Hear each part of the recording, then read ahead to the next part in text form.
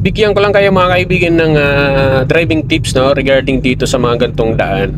Kapag may mga kasalubong kayo, kung paano nyo hindi masasabitan ang bawat isa. Katulad niya mga kaibigan, medyo alanganin po ang lugar na to. Paano natin malalaman kung tayo nandito sa loob ng lane? Ayan, para yung mga kasalubong natin or kung may mga sasakyan man dito sa kabila, hindi po natin nasasabitan.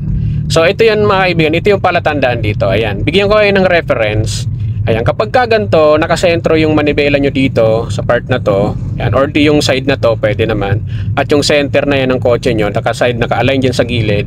So yan yung palatandaan nyo to make sure na nasa loob po kayo ng lane.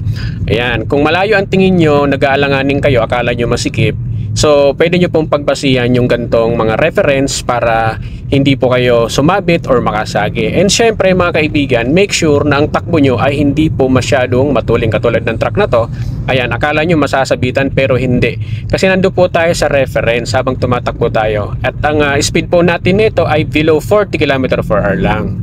So yun mga kaibigan, for driving tips and driving tutorial, follow nyo lang ang aking page at ang ating TikTok account at YouTube channel. That's it.